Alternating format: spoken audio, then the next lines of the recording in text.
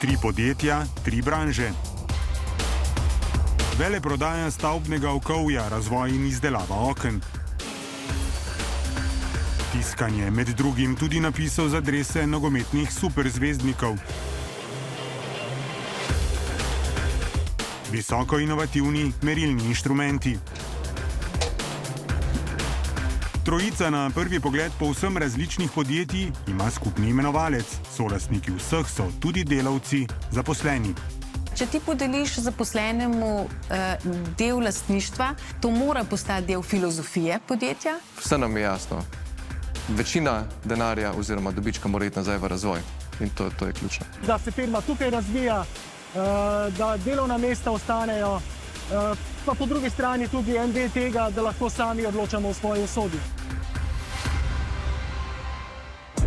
M-Sora iz Žirav, vse skupaj se je začelo že kmalu po drugi svetovni vojni, ko so ustanovili zadrugo, jo združili z lesarsko dejavnostjo, razširili delovanje, odkup lesa, mleka, živine, trgovinska dejavnost.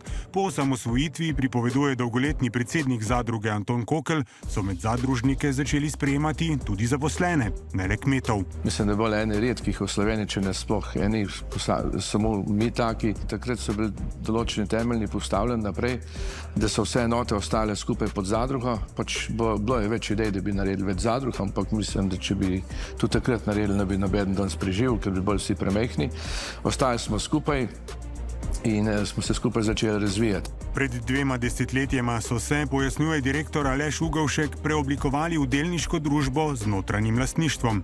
Največja lastnica od leta 2006 je še vedno kmetijsko-gozdarska zadruga M-Sora, preostalih 80% lastništva pa je v rokah zaposlenih, bivših zaposlenih, naših kmetov, mi vsem tem rečemo zadružniki. Namreč eden izmed najpomembnejših pogojev, da lahko vstopiš v lastništvo M-Sore, je prav to, da postaneš zadružnik. In zadružnik postaneš bodisi kot zaposlen, ki je v M-Sori zaposlen najmanj 2 leti, ali kot kmet, ki za zadrugo sodeluje najmanj 2 leti zapored na področju odkupa hlodovine, mesa ali mleka. Imajo skoraj 300 zaposlenih v 5 državah, od tega v Sloveniji več kot 200. 141 zadružnikov je tudi lastnikov podjetja. Niso vsi zadružniki lastniki in tudi niso vsi zaposleni zadružniki. To je prostovoljna odločitev vsakega posameznika, ki se odloči po svoje. Le streljajo, da M-Sore je etiketa. Napisi na dresih številnih velikih nogometnih zvezdnikov, klubov, reprezentanc so plod njihovega znanja. Sodelujejo z avtomobilsko, prehrambeno, farmacevtsko industrijo.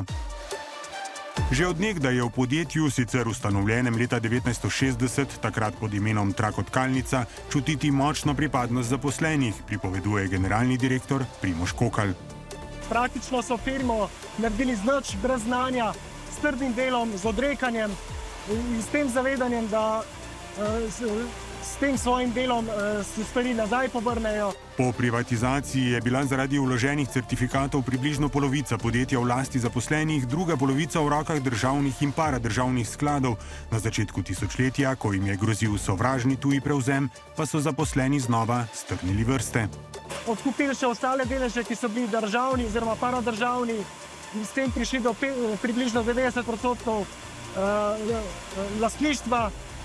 Tako da, ja, takrat so dali svoj denar od svojih plač, odplačali te deleže in od takrat pač smo firma v lasti zaposlenih. V podjetju je že 3 desetletja zaposlen Simon Modrijan, ker je tudi solastnik, na podjetje z dobrimi 200 zaposlenimi pripoveduje, gleda drugače. Na cel proces, na delo, na ustajanje, na nadure, drugače gledaš na kvaliteto, da v bistvu vire, ki jih uporabljaš, da jih uporabljaš tukaj, da bi doma delal, recimo.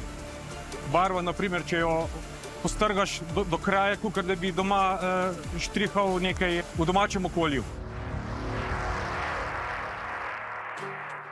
Trboveljski Devesoft že dobri 2 desetletji in pol spreminja svet merilne tehnologije. NASA, avtomobilski velikani, tehnološki giganti. Podjetje ima eno najvišjih dodanih vrednosti na zaposlenega v Sloveniji. Leta 2000 ustanovljeno podjetje je raslo hitro, naročila so bila iz leta v leto večja. Zato, pripoveduje namestnica predsednika za strateške projekte Sonja Šmuc, je vodstvo podjetja z Juretom Knezom na čelu že pred več kot desetletjem razmišljalo, kako zmanjšati razlike med pogledi in pričakovanji lastnikov ter zaposlenih. In to je bil eden od delov v mozaiku različnih idej, da če pa bi v bistvu vsi razmišljali lahko kot lastnika, in potem lahko mnogo bolj strnemo svoje moči, svoje napore, jih tudi takrat pokažemo, ko jih je potrebno in se delimo dobro in slabo iz uspeha podjetja, da bi to verjetno imelo en motivacijski učinek na nas vse. In dejstvo je, da ga ima. Zaposlenim so omogočili, da variabilni del plače dvakrat na leto vložijo v lastništvo podjetja. Danes je od 219 zaposlenih v Sloveniji že več kot polovica tudi solastnikov Devesofta. Je pa pogoj pri nas, da moraš biti vsaj 1 leto zaposlen, zato da lahko vstopiš v solastništvo. Med solastniki je tudi Domen Dolanc, vodja ekipe Devesoft X ter višji razvojni inženir za programsko opremo. Ker verjamem v podjetje, verjamem, da bo še naprej raslo, kakor bi moglo rasti, pa tudi sam mi nekako daje motivacijo za naprej, za delo, pa nekako interno me žene naprej, da bi še vedno za podjetje delal, pa tudi v bistvu se zbujam, pa mislim, da delam za svoje podjetje v bistvu na nek način. Pa tudi neko pripadnost čutimo, pa večjo pripadnost podjetja mogoče. Svoj delež v podjetju, ko ima to možnost, ves čas povečuje. Vedno, ko je nakupno okno, nekako še vedno kupujem, pa verjamem v podjetje, da bo še naprej tako raslo, kakor bo. Solastniki so nenazadnje vpeti tudi v samo filozofijo podjetja. Ena od naših posebnosti, naprimer poslovanja, so tudi odprte knjige. Zaposleni lahko zelo veliko vemo o tem, kakšno je finančno stanje v podjetju. Vsak teden imamo priložnost, če že ne potrkamo na vrata koga od vodstva, imamo prav sestanek, na katerem lahko vprašaš karkoli. Tako da v bistvu stvari bolj kot ne vemo vnaprej. Seveda je pa Juretovo mnenje tukaj zelo pomembno. Da bi bilo podjetij, kjer so zaposleni tudi lastniki več, od januarja velja zakon o lastniški zadrugi delavcev. Ta temelji na tako imenovanem ESOP modelu, ki je zelo razširjen zlasti v ZDA in Veliki Britaniji. Zakon določa, da lahko zaposleni lastniki podjetja postanejo prek posebne lastniške zadruge. Vanjo se lahko vključi vsak, ki je vsaj leto dni zaposlen v podjetju, a mora pri tem sodelovati vsaj 75% delavcev. Obvezni delež članstva ne sme presegati 300 evrov. Vsak član ima le en glas, kar preprečuje koncentriranje lastništva. Za odkup, pojasnjuje Tej Gonza z Inštituta za ekonomsko demokracijo, pa jim lastnik, banka ali nekdo tretji zagotovi posojilo, ki ga potem odplačujejo s pričakovanimi dobički podjetja. Tako da v bistvu zaposleni ne rabijo za lastništvo plačati nič iz svojega žepa, oziroma izredno malo omejitev, da se pridružiš k tej zadrugi, je 300 evrov. Plačajo pa z neko zavezo, da bojo kot kolektiv še naprej še bolj produktivni, pripadni podjetju in da bojo ustvarjali neke poslovne rezultate, s katerih se bo potem to financiralo. Takšna shema, podprta tudi z davčnimi olajšavami, tako za lastnike kot delavce, je lahko primerna predvsem za majhna in srednje velika, zlasti družinska podjetja, kjer bi se lastniki umaknili, pa nimajo naslednikov. In teh je, pojasnjuje Gonza, v Sloveniji veliko. Med 34 in 50% lastnikov se umika v naslednjih 10 letih. In to je ogromna količina podjetij. Več tisoč podjetij, ki zagotavljajo več 100 tisoč delovnih mest. In med njimi je samo 25% takih, ki vejo, kaj narediti z lastništvom. Tako da velika večina lastnikov ne ve, kako se umakati. In se mi zdi, da je to zelo pomembno razvojno vprašanje, ki ga moramo nasloviti. Izkušnje zlasti iz tujine kažejo, da imajo podjetja v solastništvu delavcev tudi do 12% višjo produktivnost, prispevajo k večji gospodarski rasti, dosegajo boljše poslovne rezultate, višji dobiček, imajo tudi za več kot 50% višje naložbe v raziskave in razvoj in ustvarjajo več novih delovnih mest. Je tako tudi v Sloveniji? V preteklem letu smo odprli novo stavbo v Tirani, kjer smo sicer prisotni od leta 2011. Sedaj začnemo graditi novo stavbo, poslovno-skladiščni prostor v Zagrebu, 4-milijonska naložba. Lansko leto smo povečali proizvodnjo za izdelavo nove linije oken. Se pravi, ta nekak rast in razvoj je stalno pri nas v pogonu. Želimo, da podjetje da je uspešno in hkrati v to investiramo tudi več sebe. In hkrati je težje v bistvu tudi, zato ker si deliš podoben pogled z ostalimi kolegi, sodelavci in sodelavkami, da želimo in da nekako bolj čutiš to kot neko pripadnost, neko skupnost, ne nujno samo služba. Nogomet je zelo specifičen posel, tako da je preživeti treba in visoke in nizke sezone. In ravno s tem, ko se ljudje zavedajo, da je kdaj treba stisniti zobe, pa da se nam lahko, da se jim nazaj poplača in predvsem, da takrat, kadar je dobro, da se poplača njim, da to ne gre nekim odtujenim zunanjim lastnikom, prevaga tudi tisto mogoče neko slabše obdobje. So pa tudi primeri, ko se solastništvo zaposlenih ni išlo, denimo pri enem danes najuspešnejših slovenskih podjetnikov, Igorju Akrapoviču. On je imel strukturo solastništva zaposlenih urejeno na način, da so zaposleni bili individualni delničarji oziroma družbeniki podjetja in ko so videli, da prihaja kriza, so se obnašali kot se vsak delničar, ki maksimizira vrednost delnice obnaša in so hoteli prodati delnice oziroma deleže nazaj firmi. In ker je bila ureditev taka, da je podjetje moglo to odkupiti, je mogel gospod Akrapovič pač priti do denarja, da to odkupi. Znotraj ESOP modela to ni mogoče. Ti ne moreš prosto razpolagati s svojimi deleži, to je veliko bolj sistemsko urejeno.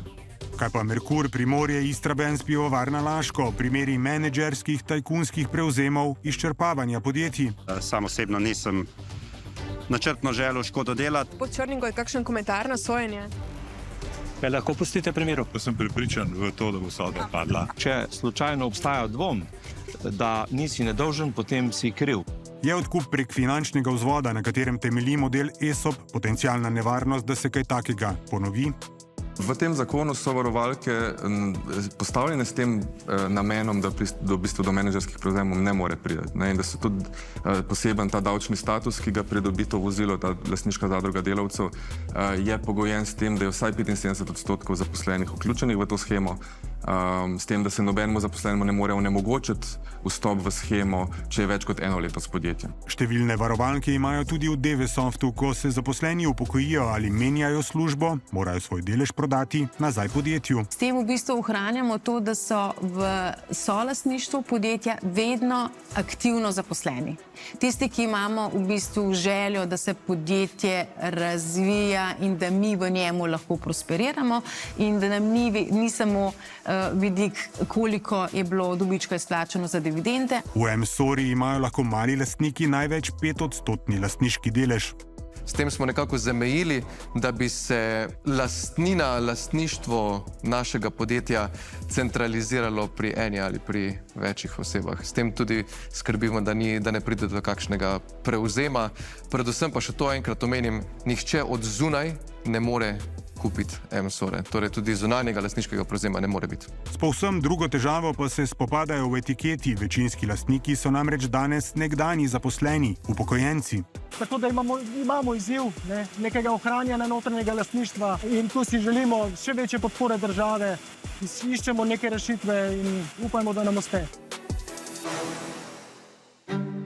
Pri delavskem solastništvu podjetij torej ne gre za vračanje v čase samoupravljanja. V sistem, ko so tovarne že bile v lasti zaposlenih, pa se to ni najbolje izšlo. Vsa podjetja, DVSoft, M-Sora in Etiketa so uspešna. Njihovi prihodki vztrajno rastejo. Trbovlje z DVSoftom in Katapultom veljajo za slovensko Silicijevo dolino. Podjetja, ki so slovenska, so torej imajo srce tu, in bojo veliko težje ali odšla ali se v kakršnikoli krizi odločala samo z finančnega vidika, ampak se razmišljaš tudi o tem, kako si vpet v nek prostor. Občina Žiri, kjer sta M-Sora in Etiketa, je 6. gospodarsko najbolj razvita občina v Sloveniji. Mislim, da je zadeva povezana bolj, kot se mi predstavljamo. Prvič ker je služba v bližini, nekako drugače gledamo na vse skupaj. Konec koncev, podjetje na koncu preživi na trgu.